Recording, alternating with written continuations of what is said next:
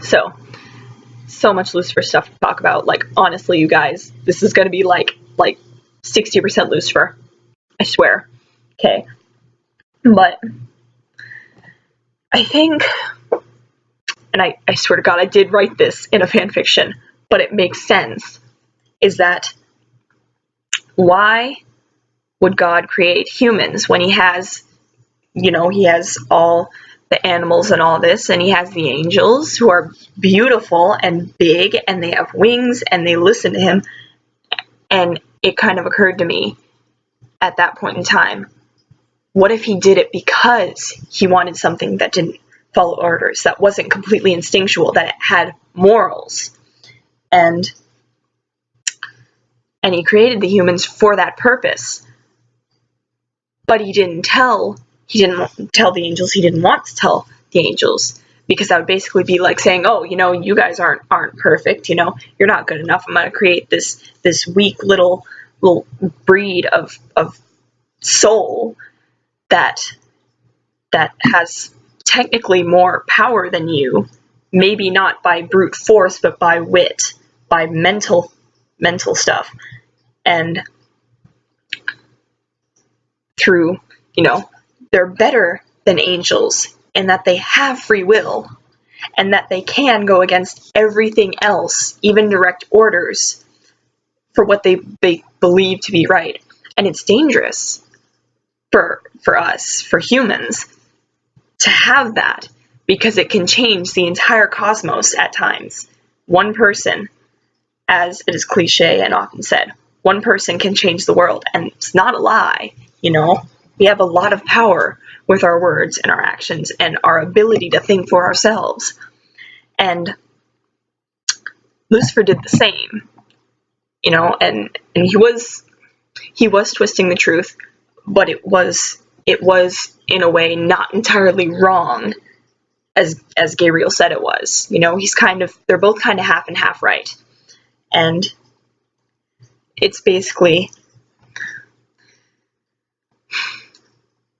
I think Lucifer hates humans because he is resentful, not only of his father, but the fact that they get the privilege to go off on their own and have free will and do what they want, and he can't. He was honest. He told God, these creatures are, as he said in Hammer of the Gods, broken, flawed abortions. They're not, they don't deserve this, and why do they get to do this and we can't? And God was just kind of like, I personally agree with Gabriel on the cancer thing, because he knew, I like to think that Lucifer was very beautiful and very, very popular before he was brought down by the mark. So I think Gabriel was there, and he saw the influence that Lucifer had over the other angels, and that's why he didn't object, and this is why he was telling off Lucifer in the last episode, because he knew that it was the right thing to do, was to isolate Lucifer. I mean, maybe not in a cage for millennia, but he couldn't be around other angels any longer. He couldn't do that, because it was dangerous, not only to all the humans now, but to the existence of the universe itself. I mean, full-on war. Speaking on terms of free will and angels and difference between them and humanity. When Jack first sees Lucifer, and Lucifer is telling him all this, and he says, my neck. That's not what he said. He says, that's the problem, you and I aren't humans.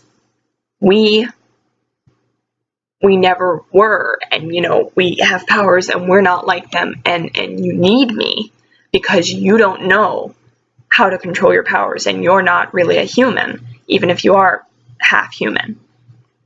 But he basically tries to push this influence on Jack that he himself had so long ago. You need to expand your horizons, you need to look at the universe, look at how beautiful everything else is in comparison to humans, and you just need to see for yourself I truly believe that Lucifer, before they were going to be new gods and whatnot, was going to show Jack, like, literally everything, okay? And honestly, I don't think it would have worked. Jack loves Star Wars and the Winchesters too much, but human influence. But I think he would have done that Lucifer would have shown Jack everything and then pointed out and been like, and look at the mess that humans are compared to all of this amazingness, you know, these hairless apes get to roam around in all this beauty and they don't even appreciate it, and you know, they destroy things and they're not perfect, and like me going off on a silent tangent, Lucy, you're not perfect either, but that's beside the point.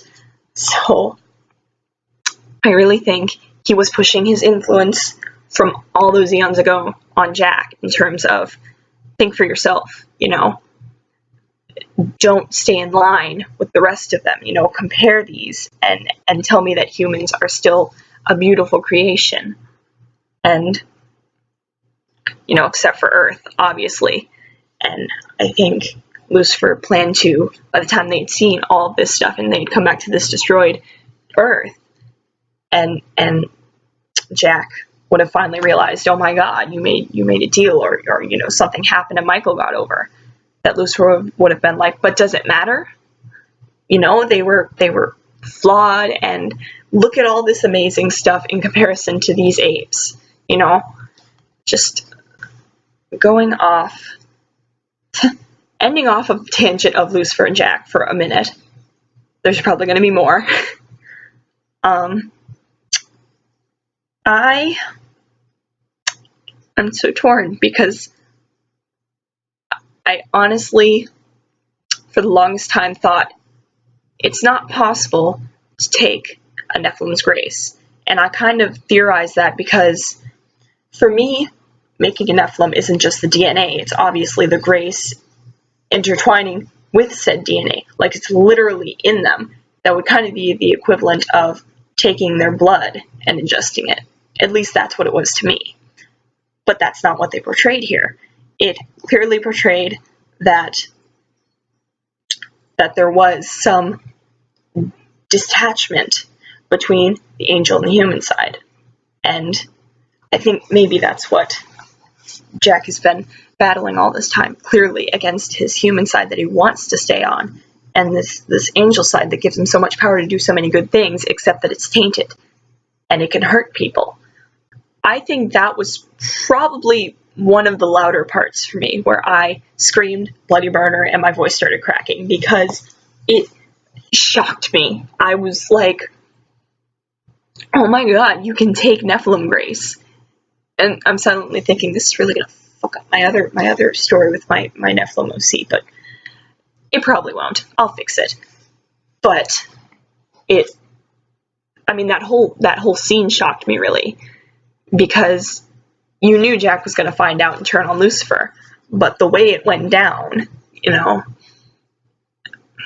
not just the grace, but the things they talked about, and definitely how quickly Lucifer turned on Jack once Jack tried to go against him. And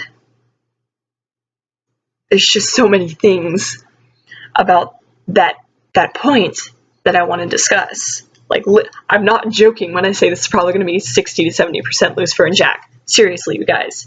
Like, just saying. But first of all, the deal with Michael and you know, Lucifer trying to play it off and saying, oh, you know, I have no idea what he's talking about. And then, of course, Dean chimes in, and this is one of the first times where I feel like Jack is getting a spark of thinking for himself. Which side sounds better? And is using logic, you know. They have specifics. He's just throwing excuses around. And he turns on Lucifer. And in that second, he just gets so angry. And he tries to use his powers on Jack. But Jack is more powerful than him. He can't do anything. And he gets really frustrated. And he, like, literally looks on the verge of tears again. And that's when I kind of thought the tears from the last episode weren't utter sadness about being cut off from the rest of his family or for being told off. The tears were more like angry tears then, like him trying to contain himself, and he just couldn't. And so it came out in the form of crying. But I feel like the tears, they're not fake tears. I definitely think they're tears of frustration, of anger, of complete giving up and just completely just going off. I don't know how to describe this, but literally just him cutting all ties with family, especially then when Jack says, "You're not my father." That is basically the last tie he has to him trying to be good or do something good. And he snaps, and he snaps and he says, I was really wanting to work with you and be the new gods and recreate this whole thing and all the humans bowing down to him and whatnot.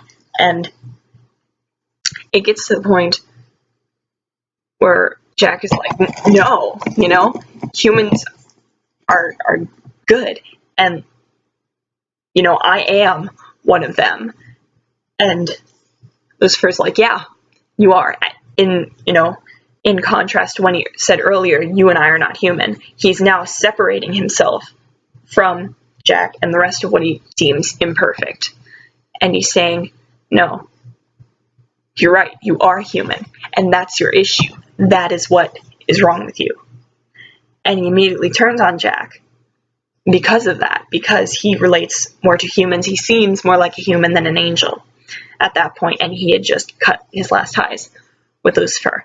So there was the taking of the grace and a bunch of other drama, and basically him taking Jack with him. And you could see on the cut there was still some grace left. So I don't know if it was going to be a Gabriel Asmodeus situation where he fed off the grace, or where it was just enough to keep him alive.